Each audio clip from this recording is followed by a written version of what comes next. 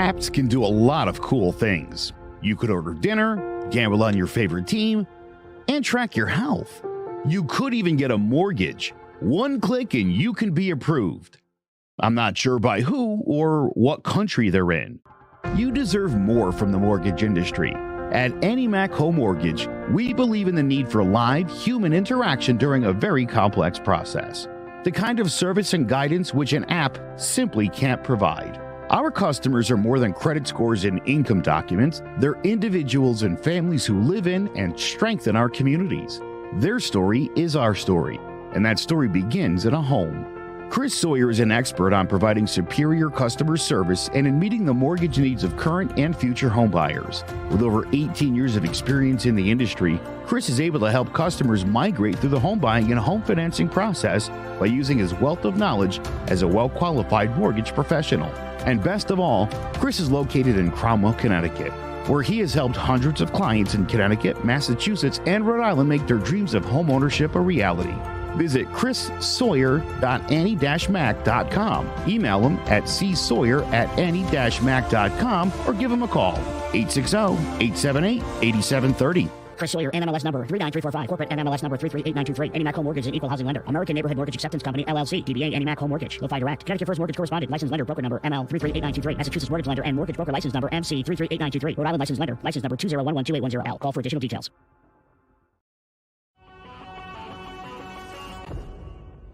Open, Shepard, all alone. Shepard breaks a tackle and into the end zone. Sterling Shepard. Thibodeau got there, got the ball out, scooped it and scored. Touchdown Giants. Kayvon Thibodeau. Second down, 5. Jones again. Oh, here he goes. He can see the pylon. Touchdown. Barkley looking for a seam. Great cut. Saquon Barkley in for the touchdown.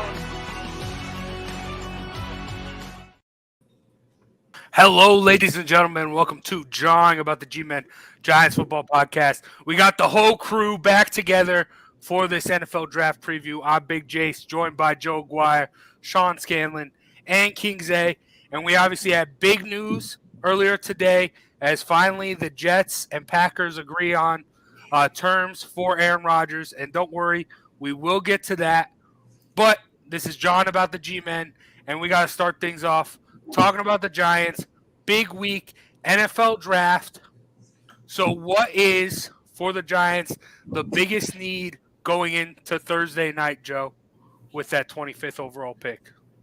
Well, I think the biggest need is either going to be at wide receiver or at cornerback. I think those are the two areas that they are probably looking to address with the first pick. They did a really nice job in this offseason, Jace. And the signing today of Ashawn Robinson, I think, helps the Bobby Okereke signing. I think that was one of the Giants' biggest issues was having – I was thinking about Jalen Smith earlier today, and I like him. And he's great at running guys down after they've already separated and then made a catch. He's good at running them down and tackling them. You want someone that maybe could get there a little bit sooner. I think that's key. But I really – listen, the wide receiver did a really good job signing wide receivers. You've got a much better wide receiver room than you had last year, whether or not they make a move in this draft. But I really think sitting at 25, it's going to be more or less who's available as far as first-round grades for cornerback or for wide receiver. So I think that's probably what you're looking at. But, you know, it's the NFL. I mean, if something crazy happens, someone slides down your way, you know, maybe you do what you got to do. But I think that's a great offseason for the Giants. I think much like last year, Zay, I think at this point going forward, it would be hard to screw it up.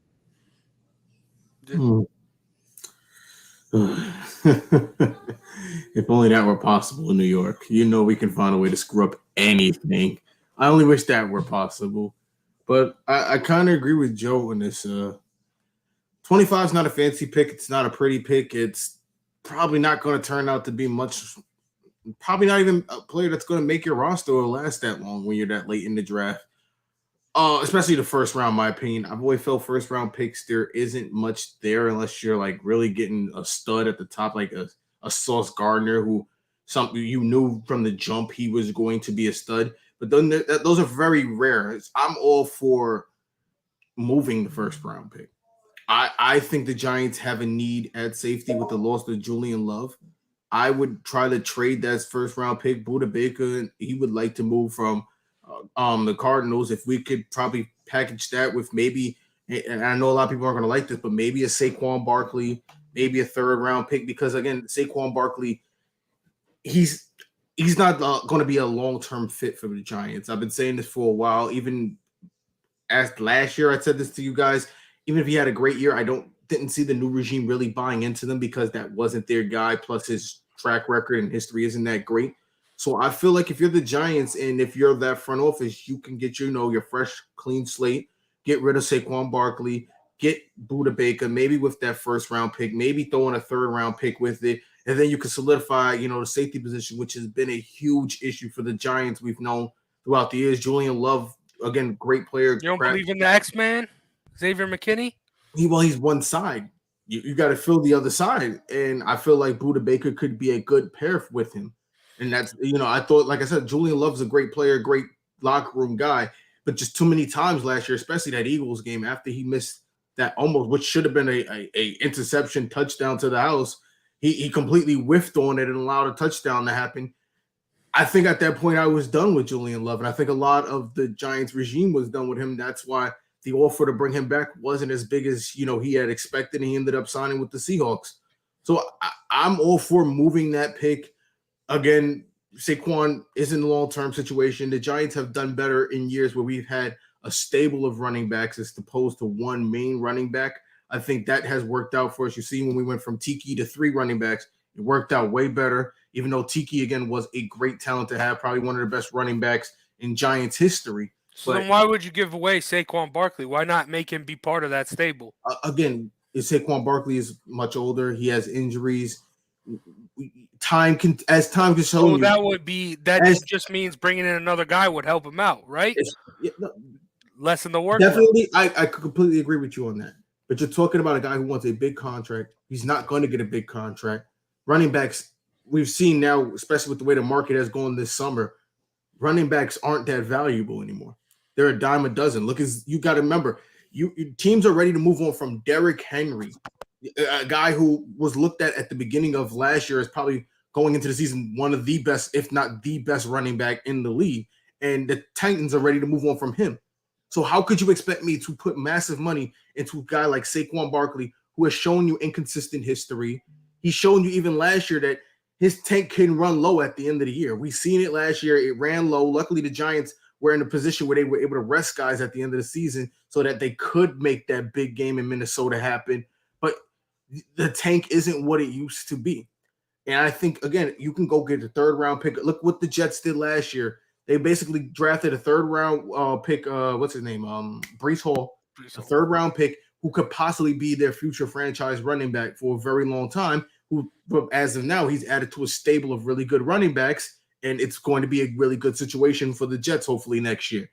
But, again, I think you have to cut your losses, move on, improve at the safety position, and you can grab a running back later on in the draft if you must, if I'm being honest. Okay. Well, why would they waste the franchise tag? If I think that's crazy. I get where you're coming from. I like your idea of trading it away, but that's just sure you get Buda Baker, that's great, but safety isn't that big of a need, I don't think, for the Giants. And you're just going to add another big hole to fill. Years. We literally got rid of Landon Collins because he couldn't guard anyone. We brought in Love, he couldn't guard anyone. We've had an issue since Antrell Rollins basically left. We couldn't find a safety to guard anybody. The Giants have a history of the safety being a bad position guarding tight ends. Have you not watched this team the last couple of years? All right, but why would you hurt that offense even more? Listen, I like your idea with Saquon. You invested your money in Daniel Jones, not Saquon Barkley, which to me tells me you believe that Daniel Jones can get the job done despite Saquon Barkley. That's what you told me when you decided to slap a franchise tag on him. Zay, there's enough talent around Daniel Jones now that I agree with you that Saquon's value to the Giants is as low as it's ever been. And I think the idea, Sean, maybe I'm wrong, but I think the idea of bringing in, a second, third round pick to run the football is not the worst idea in the world. I agree. I mean, I wouldn't hate that for depth. I just think the reason that they're going, with that Saquon situation with the franchise tag is just what the market value is right now for running backs, is that they're not getting paid a lot. You saw some of the top names at running backs in free agency this year. They're not getting those huge 10 mil plus contracts. It's because that's just the way that the running backs are valued right now. And I think that's why they prioritize signing Daniel Jones first, because they know that you have to lock up your young quarterback. You can't let that go to chance, because looking for another franchise quarterback, we know from, that couple years after Eli Manning, we still have questions about Daniel Jones. And I mean, there's a lot of people outside the Giants organization that still have those questions. So if you think that he is your franchise quarterback, you have to lock him up while you can. And the reason that they're going with the franchise tag route with Saquon is just the way that the market value looks. But he's still one of the most important pieces on that offense. A top 5 running back last year, huge part of their success, especially, late in games down the stretch. He had, a couple monster games. You need those big third downs late in fourth quarters. He could still give you good receiving numbers. So I just don't think he's that replaceable, especially if you look for young running back in the second or third round. I think that, they could obviously, fill that gap, but to the extent that Saquon does, I don't think that, he's just an elite talent level that you can't really just replace with a guy in a second or third round. So I don't see why you don't play out the franchise tag this year. You got him at a good cost at $10 million when he's asking for $13 or $14 million. You can try and get an extension done during the season and then maybe reassess after. But as of right now, I don't see why you would want to mess that up and, trade other assets for him when that's a huge part of your offense. Because I could get Kareem Hunt for probably a 5th round pick. Kareem Hunt's not doing the same thing as Saquon, though. The idea is not he's not going to do the same thing, but if you compare him with a couple other guys, you can get production. The idea is productivity here. You guys sometimes, and I hate to say this about Giants fan base, it happens with you guys get too emotional, too attached to these players. It's similar to with Bro, that's sports. The front office does too. The front office, they absolutely do it, because I think Sterling Shepard should have been gone. I don't understand how he's back. I can't understand how he's back. Good locker room vibes. Yeah, I guess it's a locker room thing that he does, but he's on a vet minimum contract. It's not like we're paying him any money. Saquon Barkley was offered money. He turned it down because he thought he was worth more. The problem we have here is Saquon thinks he's worth more than he is. And that's why it's not going to work out for the Giants. And that's why I think it's best to move on now than pulling off the Band-Aid later. Because if you get to next summer, he's not getting a big contract. I don't care what year he has. You know what? Let's ask ourselves the bigger question here, because I have talked to people, and Sean just sort of alluded to it, after the season, and I think he played very well. And I've been on the Daniel Jones wagon from day one.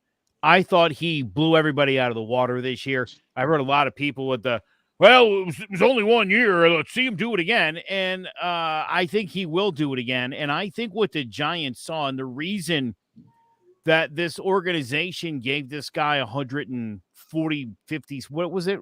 4 years, 160? Something like that, yeah. I think the reason they gave him that money is that they really do think this guy's got a skill set that is rare in today's NFL, that only guys like Josh Allen currently possess. And I'm not saying he plays as well as Josh Allen, but I think the talent's there. And I think it's interesting. No, you know what, Zay, roll your eyes, because Josh Allen. Well, listen. Stop. He hasn't done it to show he's a terrible machine in the playoffs. I'll give you a chance to respond in a minute. I think like with Saquon, Saquon's got a skill set, and we're still super into that skill set. And we saw it the first year he was in the league. And we didn't see it in year 2. We didn't see it in year 3. Saw some of it last year, but I think as Zay pointed out, you saw a guy who at times couldn't get the job done. whose tank in the second half was not as impressive. So again, this football team, they could have blown this whole thing up and sent both of those guys packing. They made a huge investment in Daniel Jones and immediately went out, got someone like Darren Waller. They signed Paris Campbell, re-signed Slayton, re-signed Hodgins, re-signed Shepard. I suspect that they're going to add a wide receiver in this draft. I hear a lot about DeAndre Hopkins. Don't know if I love that, but again, I don't know. For a third, fourth round pick, maybe. Listen, he was on a fantasy team. Trust me, I'm not saying he's the solution, but you got to put talent around Daniel Jones. But clearly, the Giants decided. So why would you take talent away? Again, you're not taking talent away. We're not getting rid of Saquon. No one's getting rid of Saquon Barkley. That's a terrible idea by Zay. It's a terrible idea. I wouldn't go that far. It's a terrible idea. It's a terrible idea right now. It is. He's sitting on the bench with another knee injury. Then it was we should have got rid of him. Zay, do you not remember last year, the biggest games, the Baltimore Ravens games, Green Bay, both the Minnesota games. Saquon Barkley has that. The other problem is, give him a go-ahead touchdown. These guys have gotten used to this team sucking for the last 8 or 9 years, and so it's hard, and I get it. It's hard to recognize what's going on. I'm surprised you and the Knicks, you should understand what happens when they start to turn things around. This team has turned it around. They've got the right quarterback. I think Saquon playing on that franchise tag, I don't think it matters what he does this year. He could run for 1,500 yards and catch another 800 yards worth. I think Saquon's done after this coming season, especially if this Giants offense truly does run through Daniel Jones. And I suspect that that's really what they want to do with the 2 tight end set, with the wide receivers. I'm telling you, I think you're going to see a different kind of offense. You're going to see Saquon on the swing like you always do. But that's really where, and Sean, right? That's where his real value is. That's what makes him better than Devontae Booker or Matt Breida or some of these other guys where he's got a skill set. But it hasn't been realized since his rookie year. That's my point. So, hypothetical, Bijan Robinson sitting there at 25. Are you taking him or are you moving on? He's not. That's a big hypothetical. It's not. He's not. But right, again, you're talking about a guy with generational talent. What does that mean? I don't know. Generational talent sounds. Saquon Barkley had generational talent. He was generational talent. We've got 2 years. It sounds fascinating. You're like, I can't pass that up. But I'm not saying we can't, but I'm asking you, what do you do? Because the last time we went down this route, I pass it up. A generational talent, we got maybe 2.5 years out of maybe. I passed it up. I would. It isn't over, Zay. So I don't know why you're putting 2.5 years. Listen, I want to get back on topic, Zay. You can believe that, but this is over. If anything, it's the last year of Saquon Barkley. Listen, I'm sorry. Every time you've been on here and we've talked about Saquon this whole offseason, like, we get it. You don't like Saquon. You haven't been a Saquon guy. We get it, Zay. It's not about not liking Saquon. I love Saquon. His first year was as electric as you could ask. Zay, you've called him a bust multiple times. Because he hasn't done anything since his first year, if I'm being real. Last year was the best thing he has done since that first year. He disappeared. Obviously, whatever. You can say injuries, whatever. That's part of the game, Sean. Being healthy is part of the game. It's part of it's part of everything that goes into your making, your being, why we want you on the team. If you're not there, it's just as bad as not being able to catch the ball. Yeah, but he was healthy. He was healthy all last year and finished 4th in rushing yards. Yeah, he was healthy all last year. But again, like I mentioned at the end of the year, you saw the steam slow down. The yards in the Vikings playoff game. The Vikings playoff game, you saw the steam go down. 2 or 3 weeks off. Yeah, after 2-3 weeks off, he should be. I mean, I would hope so. Real quick, let me remind you that playoff game was typical Saquon. It was a lot of 1 and 2 yard gains. And then a couple of big runs. But that's what he brings to the offense. And then in the fourth quarter, especially. No. Listen, no doubt about it. Let's understand something. That's what Saquon is. Saquon's going to give you like 15 runs for 30 yards. And then he's going to have 2 runs. One will be about 35 yards and one will be about 45 yards. And suddenly you're talking about like a 100-yard day. But generally speaking, it's a lot of going nowhere fast. It's a lot of dump passes that get you a yard or 2 or 3. Yeah.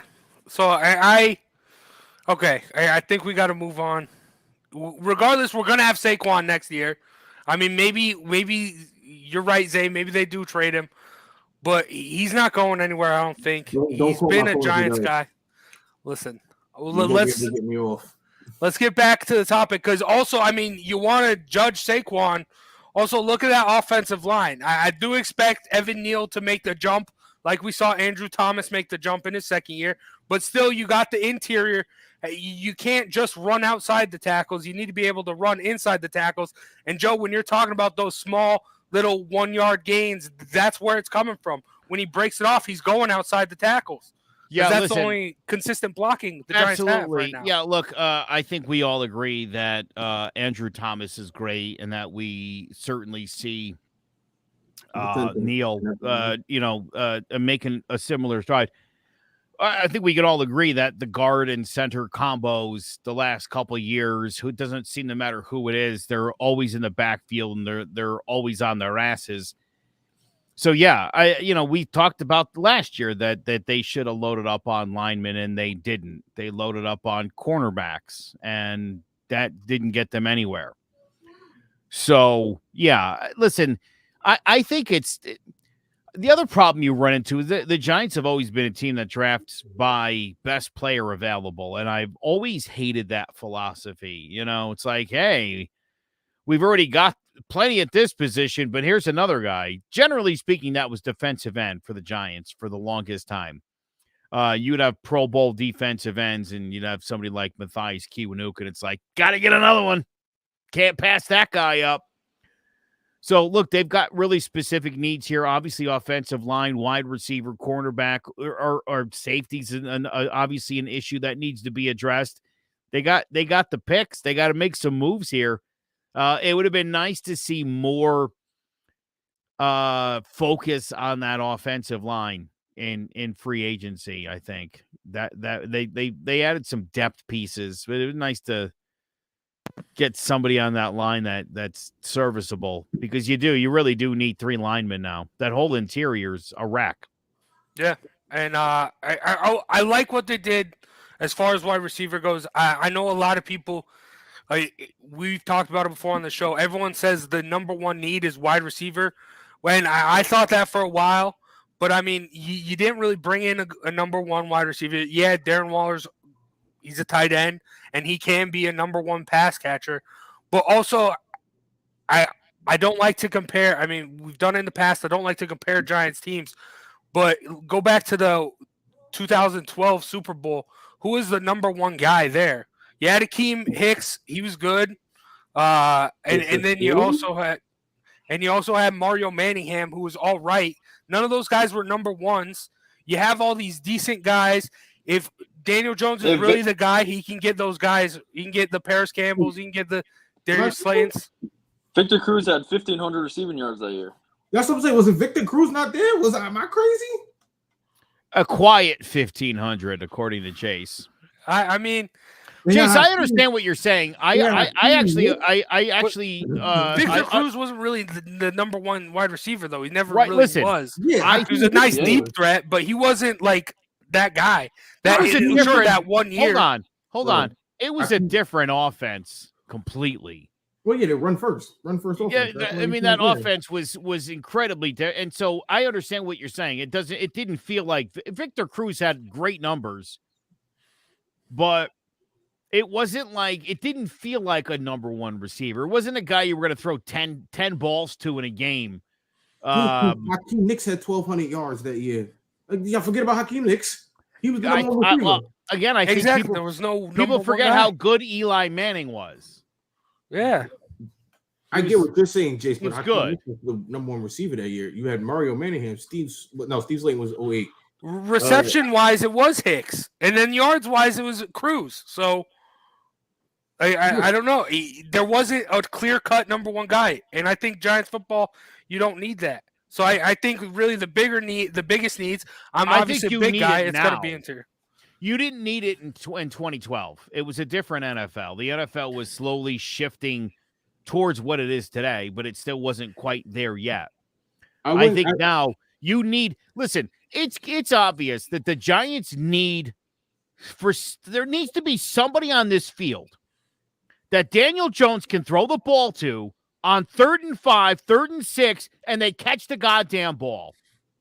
They need that so bad. No one's emerged. Maybe Darren Waller if he can stay healthy. Maybe Sterling Shepard if he can stay healthy. I think receiver is still a major concern. I think if you can get somebody like Jordan Addison from USC, that's a guy I would get. But again, I don't want to see the Giants overreach on a. I don't know if I like Zay Flowers in this 25th spot. I don't know that he would do it for me. I would go that far. I think Jackson Smith and Zay Flowers are the 1-2 exceptions I would make.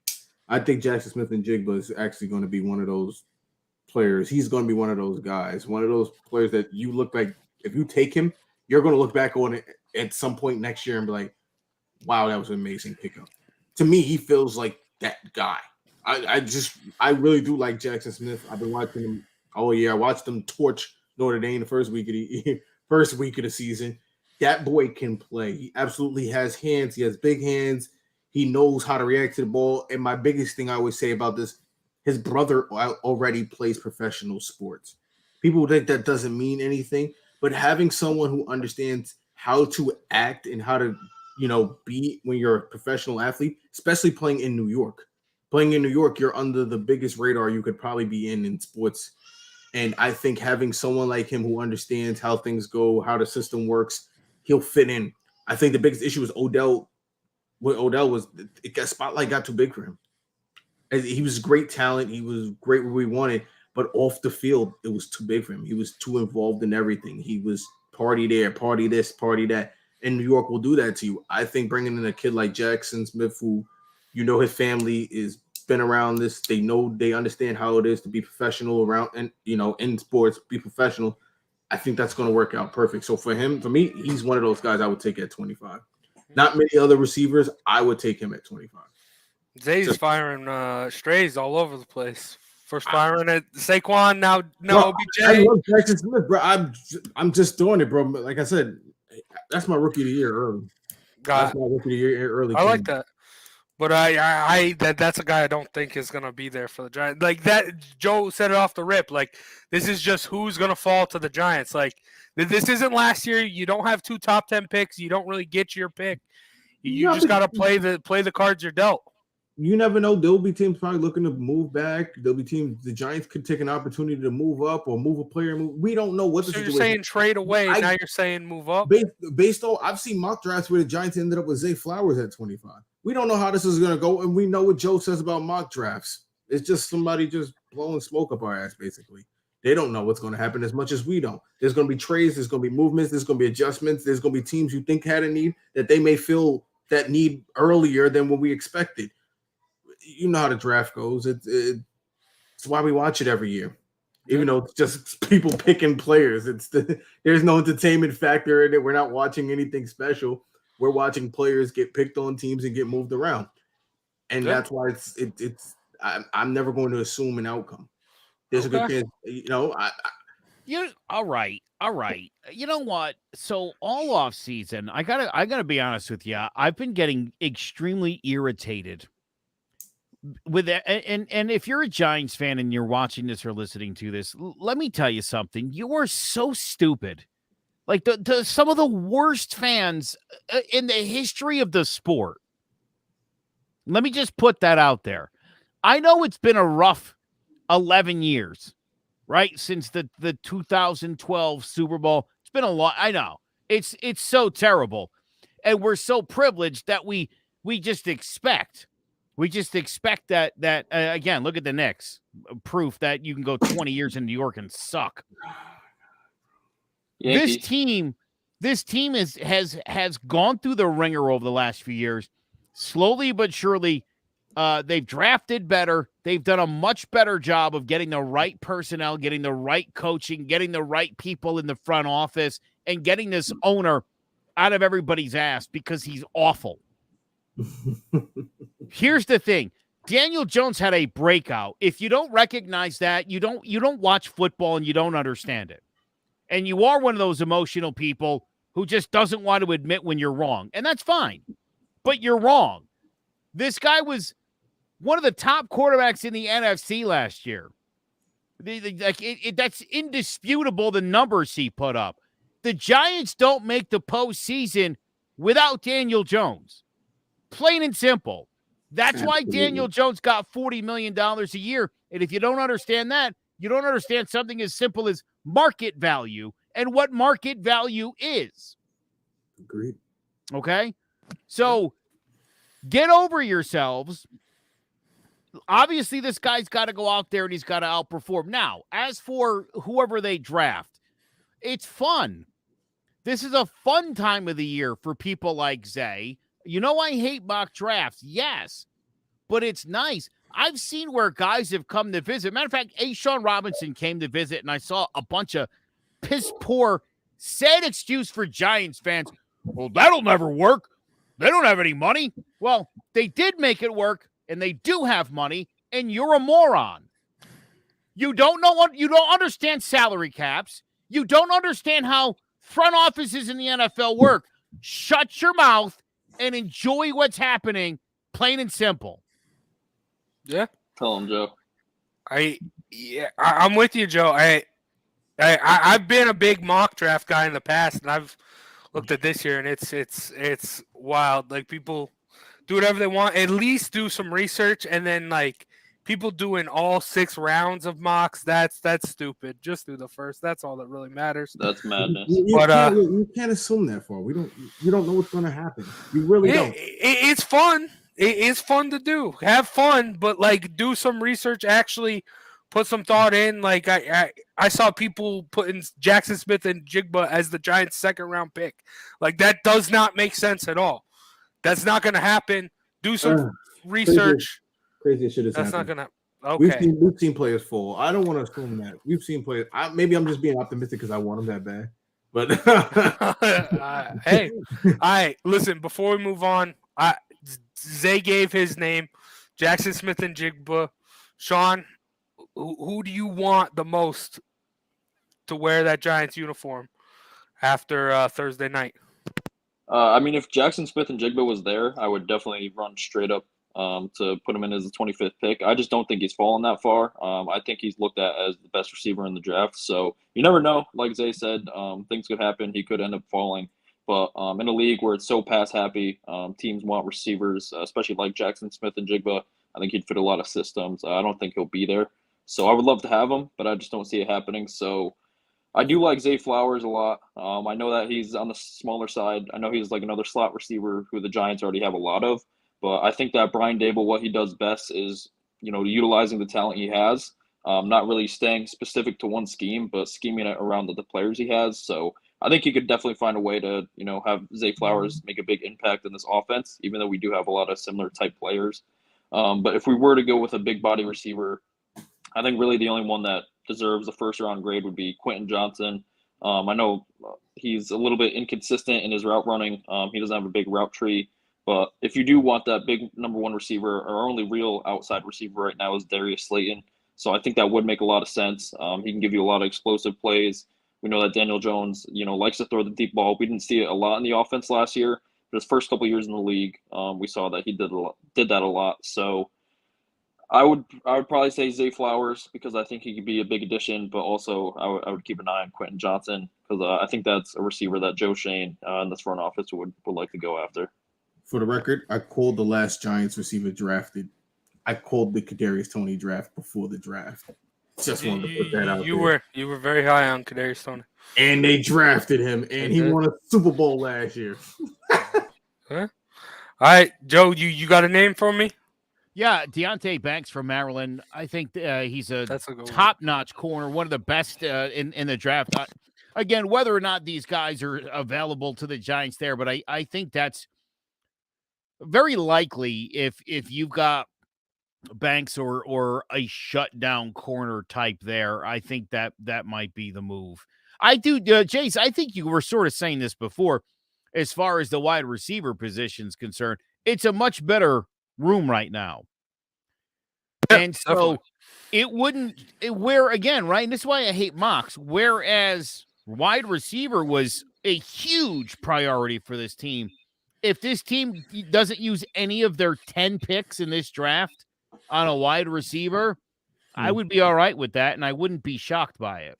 I wouldn't, but all right. Right? Whereas, seriously, like 2 months ago, that was a must that they had to go out and get a stud receiver of some sort. Now I don't know that they'll even waste a pick there. If you could promise me Wan'Dale Robinson is going to be 100, and all these other guys, Colin Johnson and Isaiah Hodgins, and all these other guys are going to be amazing, then I could be on board with that. I just don't see a number one there. I still think they need that number one. I think it's a lot of good 2s and 3s on the receiver. They got talent, not an alpha. They need an alpha in the room. That's what I think. They need an alpha, though. Look, like I said, I want someone that can catch the ball third and 5. There's got to be somebody that Daniel Jones, when he needs to complete a pass, that's the guy he's going to throw the football to. I think it could be Darren Waller if Darren Waller can stay healthy. It's a big if, I understand. I also think like some of these guys, like the Isaiah Hodgins, like Wan'Dale Robinson, all these guys, an extra year in Daboll's system, you can see leaps and bounds. I think you can see growth from that as well. So who knows? I don't think wide receiver is as big of a need. A name I'm going to throw out, Emmanuel Forbes. I've seen this guy go mocked all over the place. So I don't know if he falls to them. This guy from Mississippi State in the SEC, Joe, you do college football. You know how tough the SEC is. Yep. He had a single-digit passer rating on his on people he was covering. This guy's very Sauce Gardner-esque. I don't know why he's not getting as much of the love as he should. And he had a fantastic combine, too. I don't know why this guy's being overlooked so much. If he falls to the Giants, I want that to happen. This kid's going to be a stud. Jace not picking a lineman?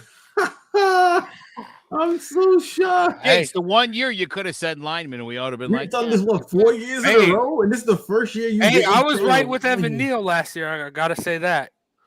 You were right about picking him. We don't know if we were right about him, but you're right about picking him. He's good. We want the Andrew Thomas, but I'm not assuming the Andrew Thomas. That's not how life works.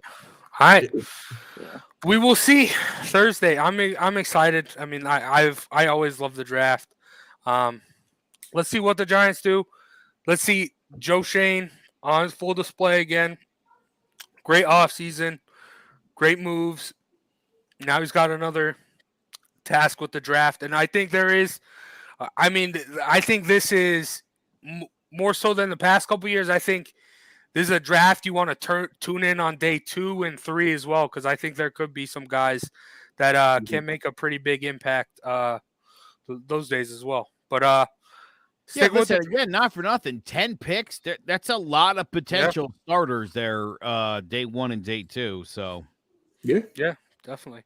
But all right, sticking with the draft, but moving on from the Giants, number 1 overall pick. We saw the Panthers trade up, get that pick. At first, it was going to be Bryce Young. Then all the rumors about his height and his build put C.J. Stroud up there. Now there's rumors coming about C.J. Stroud and the Wonderlic test, scoring an 18%. People hesitant there. You obviously have Anthony Richardson after his pro day, after his combine. He's jumped up boards. Will Levis is another guy that's been talked about going up there. If you're the Carolina Panthers, who is the number 1 overall pick you're going with? Or the real question is, who is the best quarterback in this draft? Zay, you look like you're antsy to say something. Who you got? I don't like any of the quarterbacks in this draft, if I'm being honest. They come from schools that don't win at all. If I'm just being honest, and I hate Alabama, Ohio State. No, he doesn't mean win at all. He means that when they get to the NFL, none of these schools produces anything, and he's not wrong. USC, Alabama, Ohio State, those quarterbacks have never won Super Bowls in the NFL. Not one quarterback from those schools has ever won a Super Bowl. Wait, ever. Alabama? Who from Alabama's won a Super Bowl? Joe Namath. And Jalen Hurts just got there. If Joe Namath did, I'm sorry. I remember him outside of that. And I don't think did Joe Namath even go to Alabama? Yes, he did. Sure did. You don't remember Super Bowl 3, Zay? What are you doing here? Yeah, Alabama also has it's the school that's tied with the most Super Bowl winning quarterbacks. So, granted, it was all in the past. No, it is not. Yes, it is. They have. No, it is not. Okay, keep talking, Zay. I'll look it up for you. I'll fact check you. Why is Alabama? Why isn't Bryce Young the guy? Just don't see it. I don't see nothing special with these kids, bro. I'm being honest. I watched them just like you guys did all year. I don't see anything special. I'm sorry. I don't see an it factor. I don't even Anthony Richardson. I just see another inaccurate Cam Newton. I don't see nothing special about this quarterback draft class that everybody sees special. It's laughable. I wish Carolina the best. They've had a rocky quarterback situation. I could honestly see them taking Anthony Richardson, hoping for another Cam Newton situation. Hopefully they think maybe they can train him or push him a certain way, whatever. I gotta be honest with you, first time in a long time, I really don't care about the first overall pick. I feel like this draft is a lot deeper than the first round. I don't think a lot of the future starters are going to come in the first round. So, it's damned if you do with the quarterbacks. Bryce Young, C.J. Stroud, Will Levis. Where was he at? Kentucky or some crap like that? He played for Kentucky. Okay. They have a pro-style offense. He'll be ready day one, Zay. Hold on. Just to get back to Zay's point, Bart Starr, Joe Namath, Ken Stabler. Okay, three quarterbacks that we've never seen play. All right.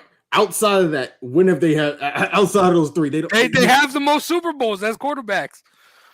Zay, I feel you, bro. In our lifetime, none of these schools has done anything to make you feel like none of them. And I'm gonna just go ahead and take this a step further. I've had my doubts on C.J. Stroud for a while, and he's an idiot.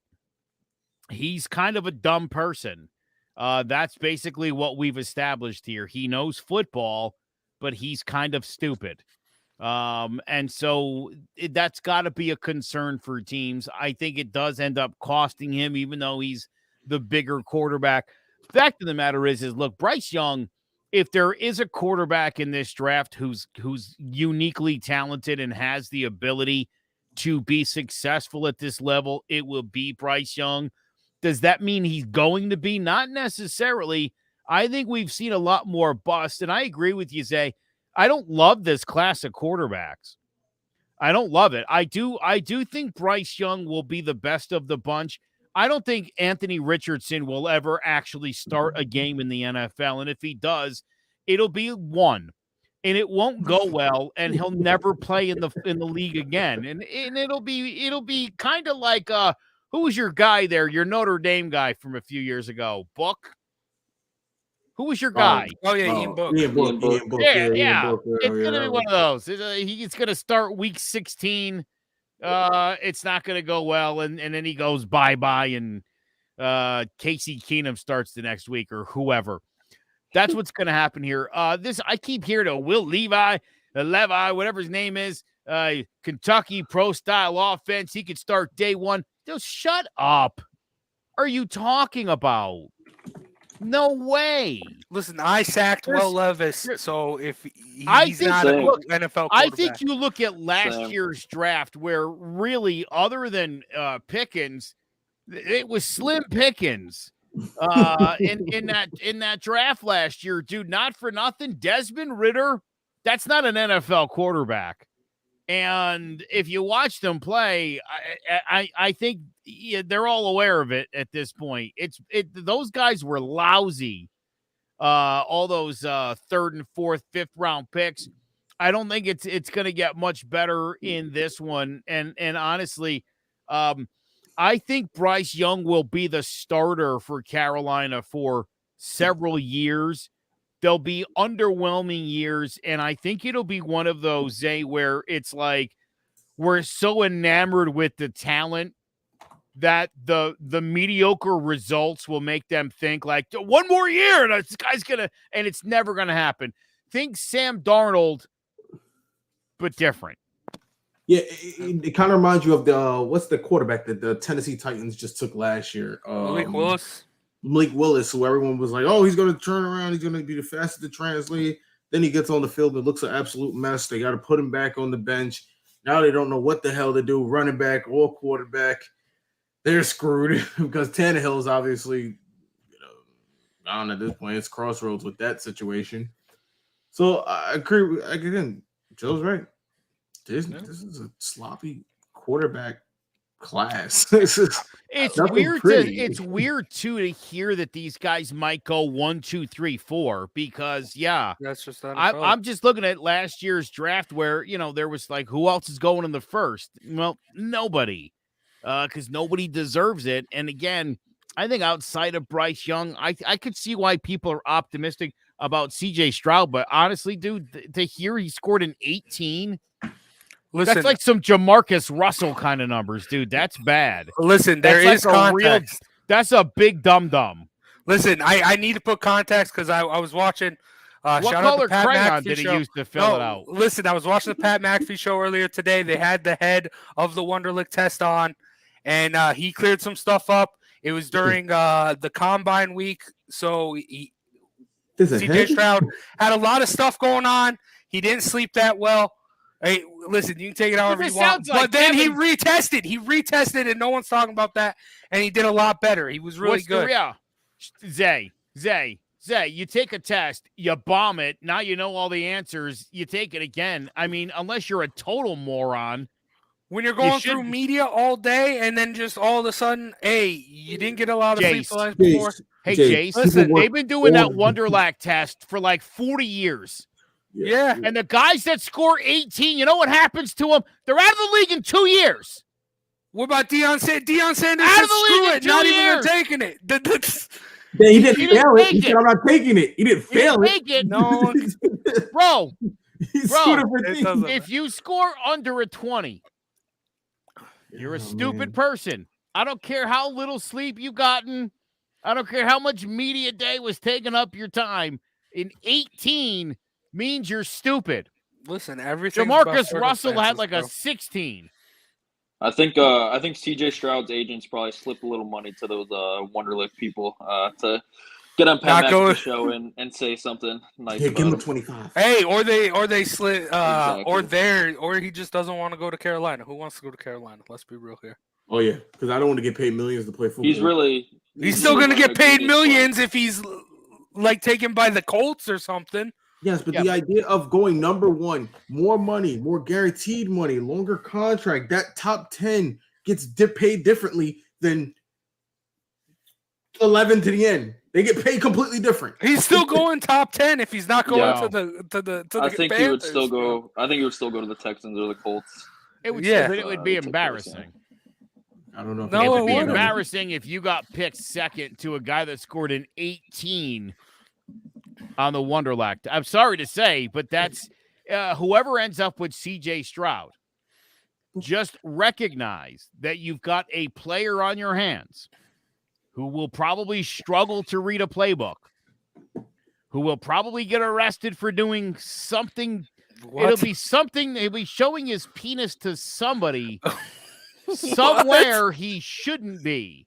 You know, like behind a grocery store or something. Because this guy didn't do good on a test, he's going to be. Because a guy who scores a guy who scores in 18 is a mental midget. And I'm telling you, though, I was already worried about this guy in the biggest game of the year, the two biggest games of the year. He really didn't show up.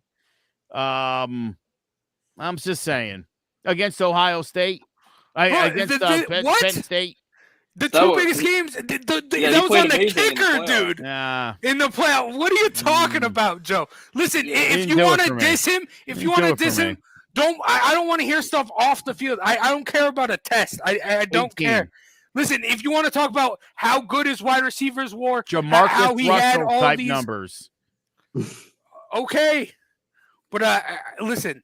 Listen, if that's okay by you, it's why you'll never run a franchise.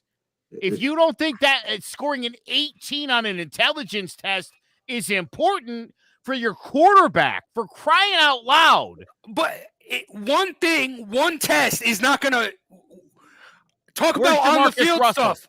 Joe, if you want to say he had a bunch of talent and that's why he was great, go ahead. I can understand that.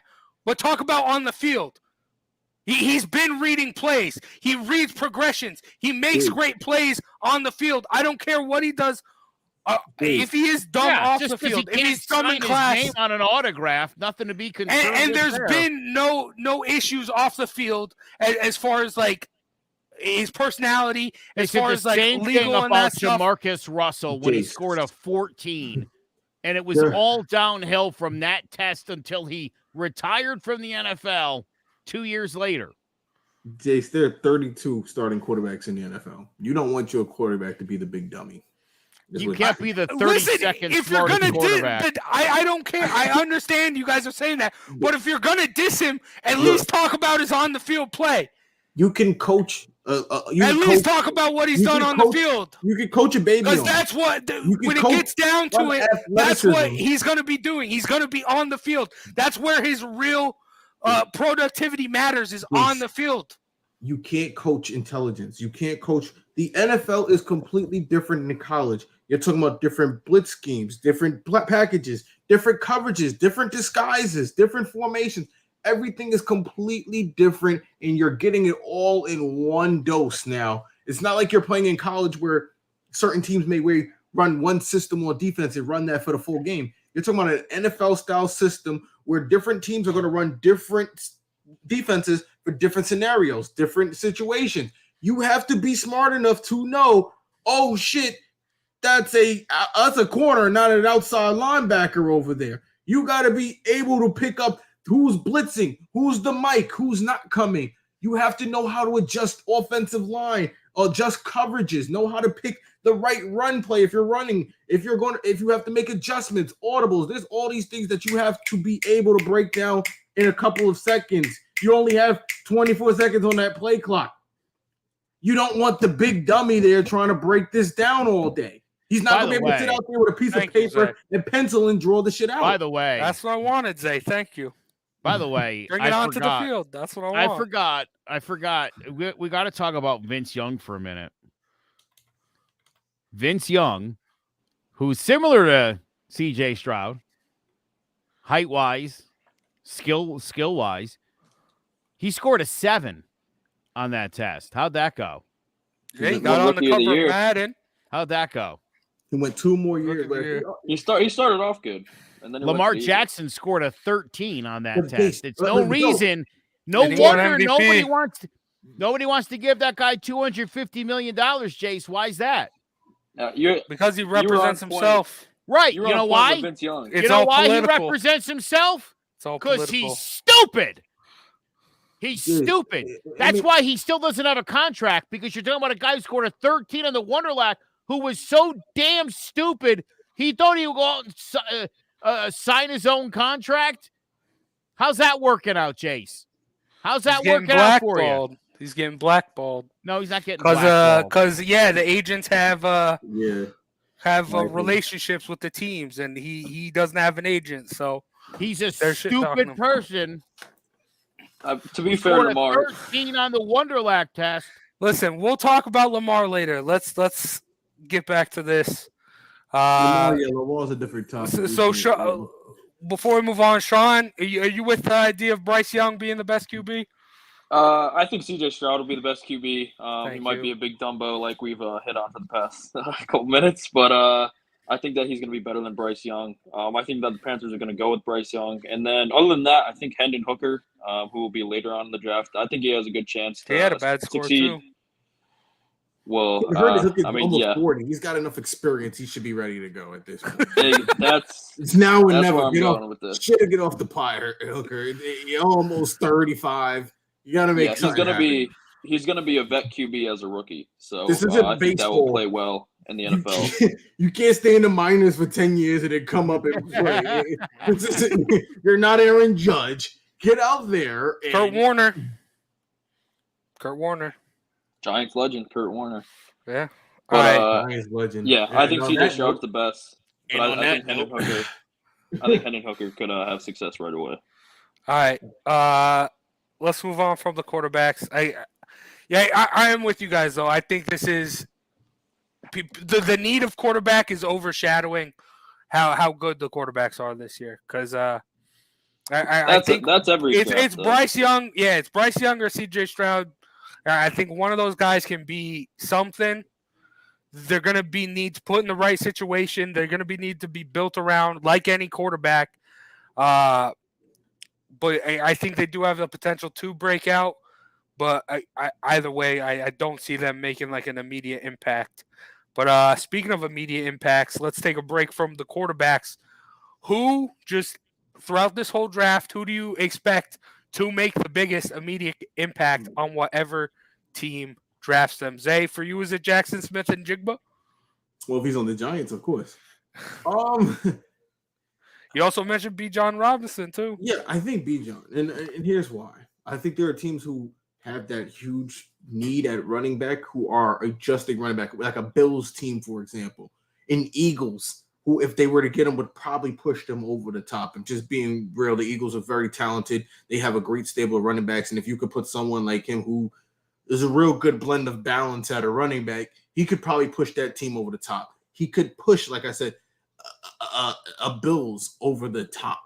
He's someone who I think in the right situation, and that goes with any player in this draft having an impact. It has to come down to being in the right situation because, like we mentioned before, if you're a quarterback who's a big dummy and you're on a team with no weapons, it doesn't matter what you do out there. You're not going to have a good season. That's just how it goes. And that normally happens with the first couple of picks because they're normally taken by the worst teams in the league. So I would say if Bijan can fall into a position where it's a team that's a running back away, I would say, cool. Because, again, look at a guy like Isaiah Pacheco. Isaiah Pacheco, he wasn't looked at as the best running back last year, but he came into a team like the Chiefs who needed a running back. He filled that position, and he helped the Chiefs get over the top last year. He was one of the guys who helped them get over the top. And, again, Bijan is just the guy for me right now. All right. It sucks that I see a lot of people, the Cowboys are looking at Bijan, the Eagles. The Cowboys that's could going to be be rough. running back away too. Zeke has been for a couple of years. Imagine having a good running back there. Cowboys will never be one piece away. It's a good spot to be in, though, when you're looking at a running back in the first round at this point. Like, if that's where your team's at, you got a pretty good roster. Yeah.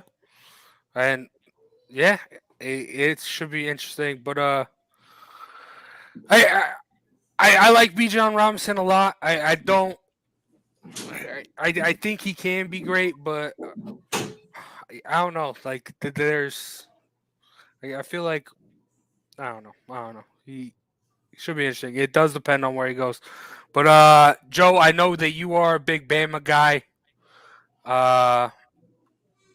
Yes. Do you like Will Anderson? I was just gonna say Will Anderson Jr. Dude, I gotta tell you, this guy by season's end will have the biggest impact on whoever decides not to go quarterback. And I think it's weird no one's talking about him really.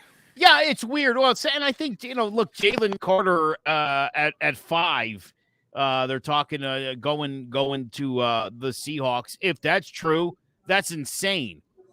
Because to me, that's just another guy that's an Aaron Donald type.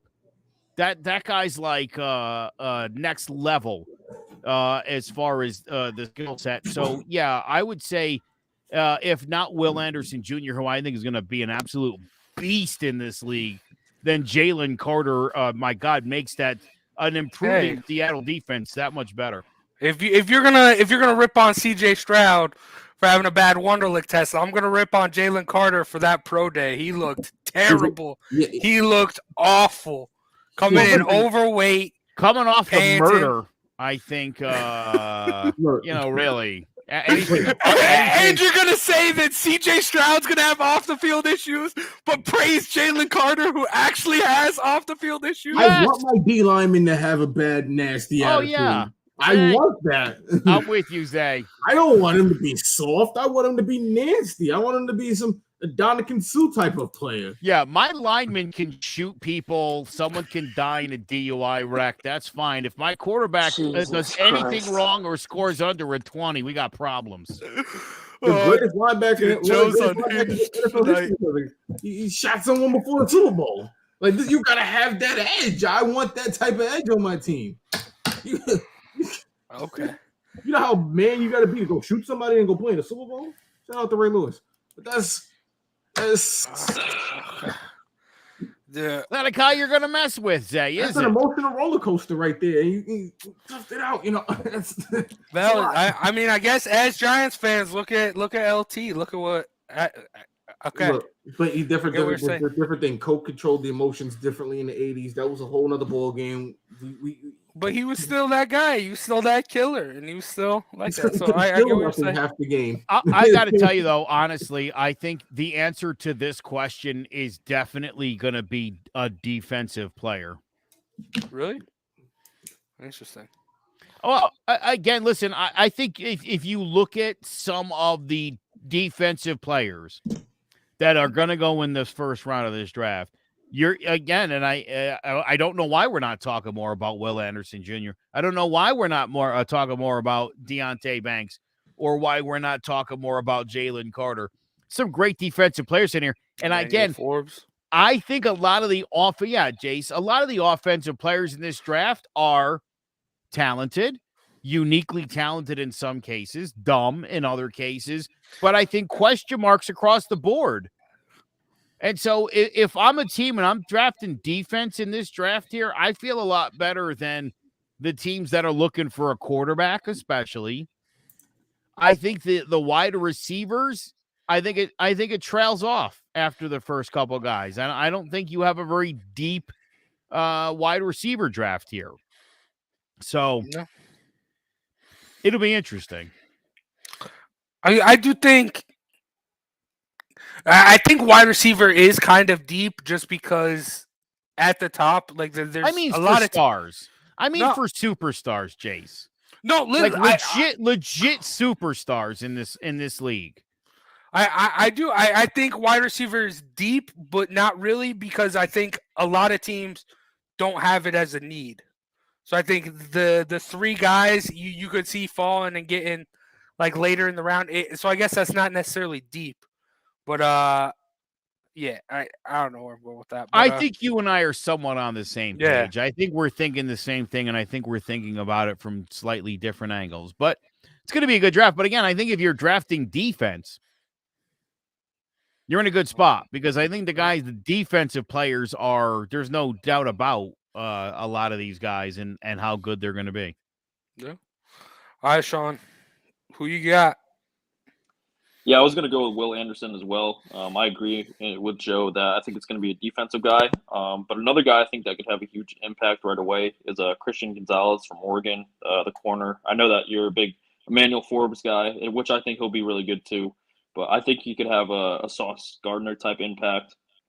He's a longer cornerback who, has a lot of pass deflections. Not a lot of teams throw at him. Super athletic, super long. So I think that he'll have a big impact in helping the team's secondary, which we know is obviously huge in the NFL with guys all over the place, receivers. So, I think Christian Gonzalez will be great. And then Will Anderson, I agree with you guys. I don't know why he's not getting a lot more buzz. Obviously, 2 years ago, he had a really great year. Last year, still a really good year, but he didn't really live up to the numbers he did to the previous year. So I think that's why he's getting maybe disrespected a little bit, but he's going to be a stud. Pass rushers are so huge for defenses, getting after the quarterback, and he could do a little bit more than that. He could help in run support. So I do think that he's going to be a star, and I think that he'll definitely have a huge impact on whatever team drafts him. Yeah, I like all those. Yeah, I'm with you guys. It is the defense is very very heavy this year. Like I mentioned earlier, though, I do think you can find some guys later in later rounds. Offensively, I think running backs as well. I think that's kind of sneaky deep. You got some decent guys who might be able to be like part of the committee or something. But for me, I am gonna go offense, and I'm gonna go big guy. I'm gonna go out of Northwestern, Peter Sikorsky. This dude's a beast. He's a monster. Obviously Northwestern isn't that good. I mean, Big Ten football is what it is, but this guy plays smash mouth football. He drives people down the field. He's great in pass blocking and run blocking, and this is a guy that he can move around the offensive line as well. I know he plays tackle a lot. He has played guard in the past as well, so he can move along there. And right now, a lot of people are putting him coming from Northwestern. The Bears trade him back. I think you put that there. You give a guy like Justin Fields, if he can't find a target down the field, you know you're going to have one lane open, one guy you can run behind, and I think Sikorsky's going to be that guy. And we saw Justin Fields take a step before. I think you add someone like this on the O-line that was really, really bad. I think he's just going to continue to grow and develop. I had to give my nod to an O-lineman somewhere, so that's where I'm going with Peter. Yeah, this is why he didn't pick an O-lineman for the Giants before. He had to save his O-line segment for later on. No, because I mean, this is the only guy I think. Like, this is the guy. Right. Do you like Paris Johnson? Yeah, but I think Sikorsky's that guy in this as far as O-line goes. I think he's the best of the bunch. But it should be interesting. It's always fun. I like that we didn't do a mock draft this year because I feel like those kind of have dragged in the past. So I like this. We know who knows. There might be some guy we didn't mention at all that's gonna break out, and we're gonna look stupid. But I don't expect that. Not as stupid as CJ Stroud. Apparently. But all right. I mentioned it at the top of the show. Let's get to it now. Let's talk about some trades. Starting off, the Jets and the Packers finally agree on a deal to send Aaron Rodgers to New York. The terms of that, the Jets and Packers pick swap their first-round picks this year. So the Packers get the 13th pick. The Jets get the 15th pick. And the Packers also receive a second and sixth round this year, and they also get a conditional second-round pick for next year that can turn into a first-round pick if Aaron Rodgers plays 65% of the plays next year. Joe, I've talked about Sean about this when after Aaron Rodgers went on the Pat McAfee show and said he was planning on playing in New York. Joe, I haven't gotten to pick your brain about this yet. What do you think about Aaron Rodgers coming to the Big Apple to play for the Jets? Oh boy. Yeah, listen, Aaron Rodgers is finished as a quarterback.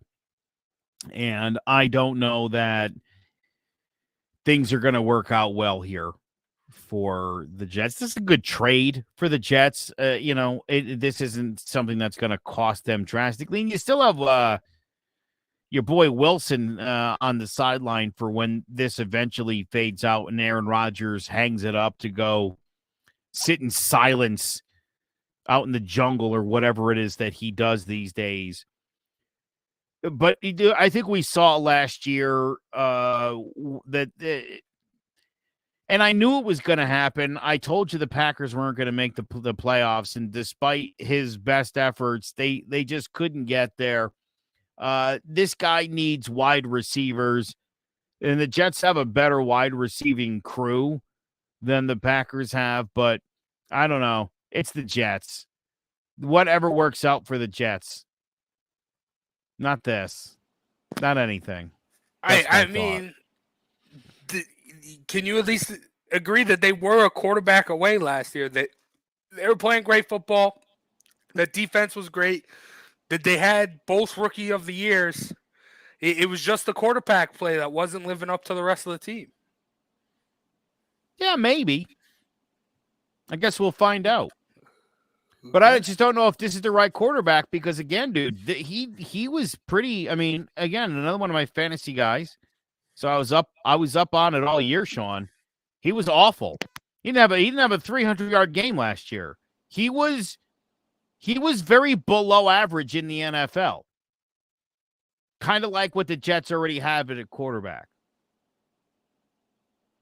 Yeah. Yeah, and this was a desperation move for the Jets. I mean, obviously, they needed that quarterback to put in there. Zach Wilson was an absolute nightmare for them with that number 2 pick. So I don't think it will work out for the Jets either. I think Aaron Rodgers, is kind of past his prime. You saw he had a down year last year, and he will have some good weapons with the Jets. But this was a desperation move for them. They obviously needed that quarterback, but I just don't see it working out. So, and of course, Zay decides to leave right before we get to the Jets talk. Typical Zay, not wanting to talk about his beloved Jets. But yeah, this is. Though. Oh yeah, he's fired up. Yeah, in the Giants segment, how many times he brought up Sauce Gardner and Breece Hall? So I mean, he can't help himself, Chase. Yeah, I will say with this, I'm glad to see it actually go through. I was a big skeptic. I didn't think it was going to happen. I thought both these teams would end up butting heads and nothing would have happened and Aaron Rodgers would have retired. But while I do think the Jets were a quarterback away and I do think this helps them, I'm scared with Aaron Rodgers' age. I think this is a downgrade on O-line, though. So him taking a couple more hits, possibly getting injured, possibly losing that 60, not getting in on those 65% of the plays. And I love Zach Wilson, but having to put him out there again, I don't think is going to work. Maybe he can learn from Rodgers. Maybe he can grow. But I don't know. Zach Wilson will start 6 games for the Jets this year. 6. That just hit me. I don't know if that's real or if I'm just dreaming, but he's going to start 6 of the games. So I don't know what's going on in New York. Okay. Well, then they'll miss the playoffs. Then they 0-6 stretch in there. Yeah, they're going to definitely lose all 6 of those games, and they're not going to be They're not going to be like 10-2 when this happens. No, that's the good part. Yeah, this would have been a great trade 2 or 3 years ago. I'd be like, oh dang! I just think he's kind of finished, and mentally he's weak. And I look at the head coach there of the Jets, who I think is also weak-minded. Robert Saleh? I think Robert Saleh has struggled to deal with the New York media. And I think having this basket case of a quarterback, this is going to be difficult for him because neither of these two guys does well emotionally. And it's New York. And what happens, Sean, right? What happens when the Jets lose they lose their opening game? Right? The questions come. Rodgers probably takes a trip to Peru or somewhere and trips on ayahuasca, and you don't see him for a week. Yeah, and Robert Saleh will be threatening the media, and he'll want to fight people. You know, like I don't know. I don't see this working out. That's the beauty of the New York Jets. I will say though, I think talking about the New York media, I think Aaron Rodgers is the guy. He doesn't care. Like he's not going to let that get to him. Guys who say they don't care do care. Yeah, he acts like he doesn't care. No, as long as he has the spotlight on the Pat McAfee show every. Bro, he sat in the dark for 3 months crying like a baby. It bothers him. Trust me. He wasn't crying. He was tripping, Joe. Yeah, tripping. But okay. Before we move on from this, I one more question. Okay, maybe it doesn't work out, but does this put them over the Dolphins as far as the AFC East is concerned? No. Not to me. No. No, the pickup of Jalen Ramsey was huge for them. I think another year with Tua in that system would be good. They picked up Bradley Chubb during the trade deadline last year too. So I think the defense will be improved and their offense is explosive. So I think this is a very competitive AFC East, but I still think the Dolphins would be better than the Jets. Although I'll say too, Sean, having Tua last week was talking about he considered retirement. I don't want to hear that from my quarterback. I don't want to hear that kind of talk at all. I didn't love that, but I agree with you. I think the Dolphins are a better team than they were a year ago. Tua's obviously only been getting better, so yeah, it'd be tough. They almost upset the Bills last year in the playoffs with Skylar Thompson playing QB. So, I mean, if you have Tua in there, hopefully, he stays away from the concussions, which is definitely a scary thing, which is why I brought up the retirement. But if he can stay healthy this year, I could see them being real contenders in the AFC, not just the AFC East. Yeah. So we will see. It's interesting. It's funny. I think this is gonna be like the Nets and the Knicks. Because even though you do bring in like a big name like Aaron Rodgers, I do think the New York media, everyone's going to be loving the Giants more because the Giants are the team. But granted, I mean, the Nets were also part of New Jersey, so it wasn't really New York's team. But I almost feel like, too, Jace, that this will take some of the attention off of Daniel Jones and his monstrous contract that I know some people are still upset about. The focus is going to be firmly on Aaron Rodgers and the Jets. Yep. Because if they really were just a quarterback away, in theory, this should be a Super Bowl year for them. And it's not going to be, and we all know that. So I think it's, again, like Sean said, it's just going to be the Jets doing Jets kind of things. Yeah. We will see. I mean, Aaron Rodgers, granted, you have to regress from really going back-to-back MVPs. Like, there's nowhere to go when you're getting that old. So it was a regression. Just if you're a Jets fan, you can just hope that it isn't another step backwards. At least maybe just a step side to side would be okay for the Jets. But who knows? Who knows what we're going to see from Aaron Rodgers? The attention whore that is Aaron Rodgers. But all right. Speaking of trades, let's wrap up the draft talk with last year we saw the Eagles trade for A.J. Brown. That trade ended up helping them get to a Super Bowl. So, Sean, you got big names like DeAndre Hopkins, Lamar Jackson. Could we see a show-stealing draft night trade on Thursday? I think we will, and I think it's going to be another Titan this year. I think that Derrick Henry will end up being shipped somewhere. I know that he's probably not happy with what's happened in Tennessee, and I think that's a team on the decline. They had that nice little run with Tannehill, but they have no receivers now. Their defense has lost players. Tannehill's not the same quarterback he was a couple years ago. They completely whiffed with Malik Willis. And I'm sure while Derrick Henry is still, in the middle of his prime, probably coming towards the end of it, but I think he still thinks he can give value to a team. So I'm sure he wants to get shipped out somewhere. And for a running back that's, kind of on the older side, I don't think you have to give up that much, especially we talked about the market value for running backs. I don't think it would be a high draft pick. So I think he'll be on the move somewhere, and I think he'll go to a contender that can use a running back like Derrick Henry. So, yeah, I think that Derrick Henry is on the move from Tennessee. Damn, interesting. I can see like the Bills. I like that.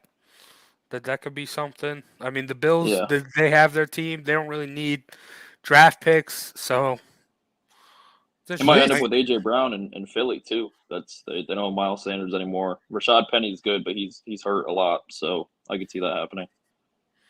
Yeah. Or there's Boston. And Howie Roseman is always making moves, so I would see that making sense. I'm gonna predict 3 trades in the top 15. Before we get to pick 15, there'll be 3 major trades. I think at number 2 and 3 pick, I think both are going to get moved. And I do think I like the Derrick Henry. I hate the thought of it, but I do think at least 1 to 2 big names get moved. either just before the draft or during.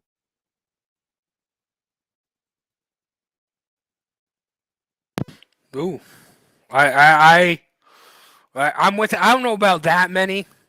I know. I mentioned this. Zay's mentioned this in the past. I think Trey Lance has been put up on the trade block.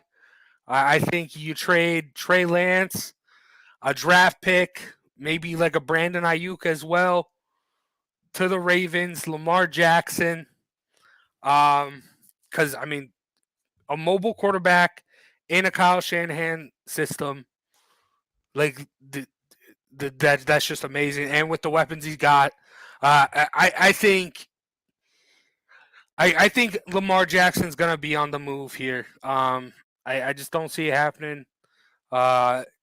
This is as long as you can prolong it, and also I do think maybe if you do get like the Colts or something, like maybe they're expecting like an Anthony Richardson or Will Levis to hop up, and maybe they do get a Stroud or Bryce Young to fall to them. I don't know. Do you take an Anthony Richardson and or Will Levis when you could possibly give that up for a possible Lamar Jackson or something? So I think Lamar Jackson will be on the move. Because it has to give like nothing's going on there. Someone's got to give him the shot. The Ravens obviously aren't going to. I hope they figure something out because he is a good player, regardless of what his Wonderlic test was. I think he can succeed somewhere. And then Vince Young scored a 7. And think about how that went. Frank Gore scored a 6. Apparently, Frank Gore scored a 6, and he played for 20 years. Who scored a 6?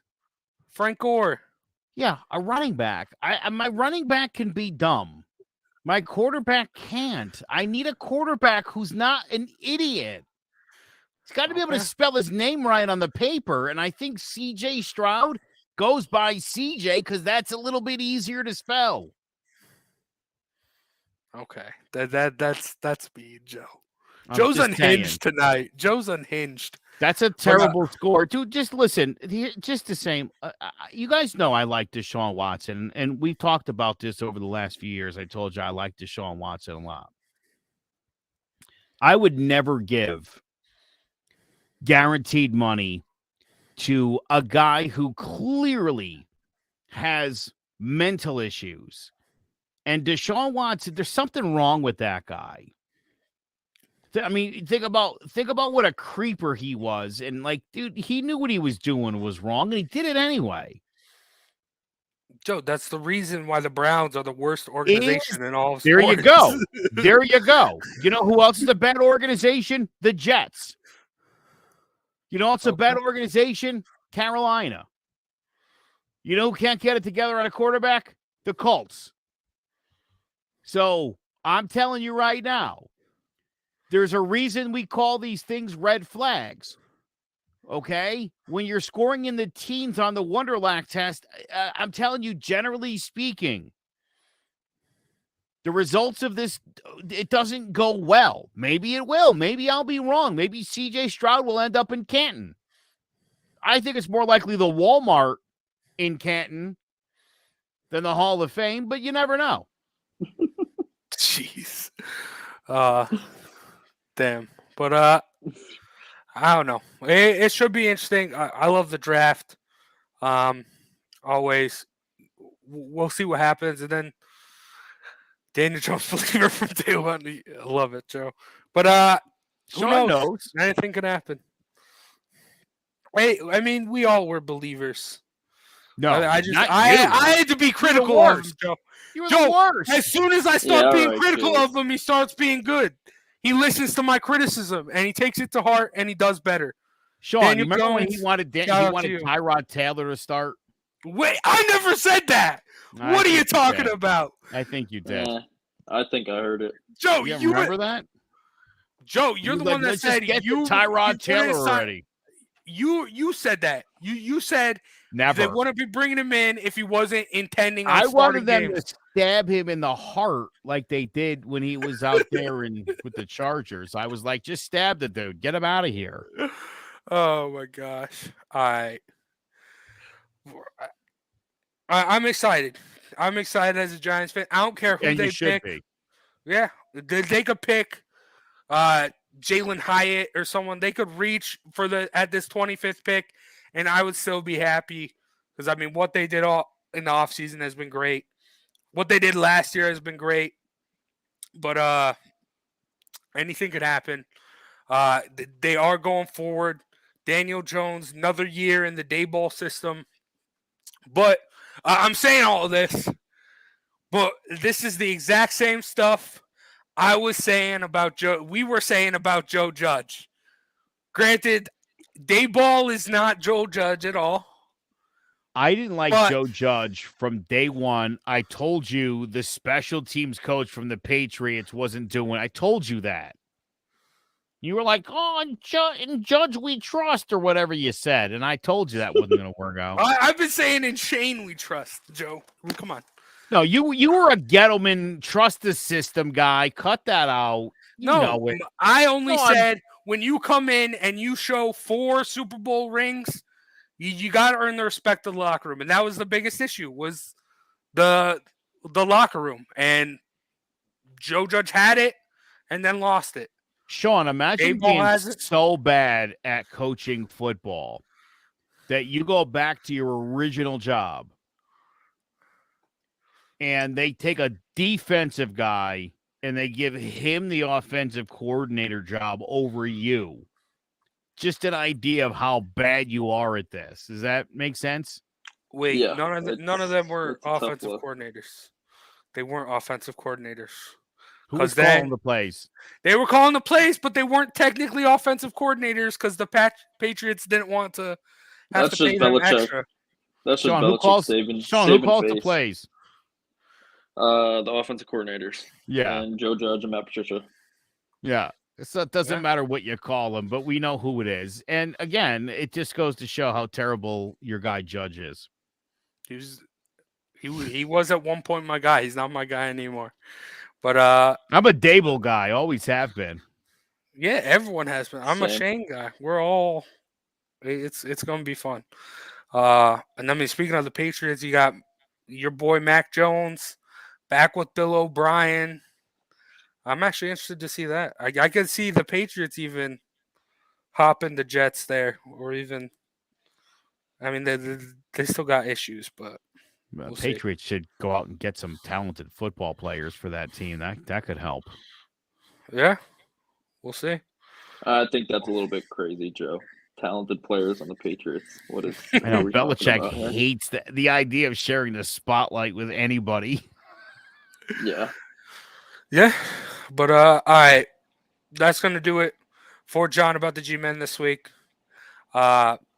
Thank you guys for watching and listening. Big shout out to Chris Sawyer and Macco Mortgage for sponsoring today's episode. And as always, make sure you check out clovercrestmedia.com to check out other podcasts like this one and also download it. You can download it there. Follow the links there. You can get it on any podcast platform, Spotify, Apple Podcasts, or just go out YouTube, John About the G-Men, or Clovercrest Media on YouTube. There's a bunch of different ways. YouTube. We got Twitch as well, Clovercrest Media Group. Twitter, you see it right there, at Big JC Ace on Twitter. We were live there. You tune in at the end, go back, go on Twitter, rewatch it there as well. Plenty of places for you to catch John About the G-Men. And you got some time. It's Monday. The draft starts Thursday. Get your prep in. So we'll see you then. Before we end, I do got to say thank you, Joe and Sean, for joining me. I'm going to go solo here. I want to shout out you guys, the fans, you guys, the listeners, you guys, the people watching at home. This is going to be my last Jawing About the G-Men for a while. This has been my child. Joe, Sean, and I created it. But, I mean, I've been cranking it out. I mean, I came up with the name John About the G-Men. And yeah, like I love this podcast and that stuff. I'm going to be taking a break, focus on some other stuff. Hopefully that will help this podcast out in the long run. So I want to say thank you to all the listeners. Thank you for being there. Thank you for supporting the show. Make sure, I know Joe, Sean, Zay, that they're going to keep it going. I'm going to tune in. I'm going to download. Make sure you guys tune in. Make sure you subscribe on the YouTube, on the Spotify, on the Apple Podcast, wherever you get your podcast. Make sure you subscribe. Make sure you download. Keep it going, because even though it is the off season, still stuff going on, and you just got to be ready, because sooner rather than later, season's going to hit you, and football's going to be back. So thank you guys for watching. Thank you guys for listening. I'm Big Jace, and this has been John about the G-Men. Take care, everyone. Open, Shepard, all alone. Shepard breaks a tackle, and into the end zone, Sterling Shepard. Thibodeau got there, got the ball out, scooped it and scored. Touchdown Giants, Kayvon Thibodeau. 2nd down, 5, Jones again. Oh, here he goes. He can see the pylon. Touchdown. Barkley looking for a seam. Great cut. Saquon Barkley in for the touchdown. Hello, my name is Joe Aguirre. I'm the president of Clovercrest Media Group. And here at CMG, we have a wide variety of podcasts, including sports shows like Keys to the City, The Roll Call, Throwing Jabs, All 4 Downs, and Jawing About the G-Men. And great true crime shows like Sticky Week, Crimes and Consequences, Ivy League Murders, and Bird, the unsolved murder of David Eichmann. You can find all these podcasts and so much more by visiting clovercrestmedia.com.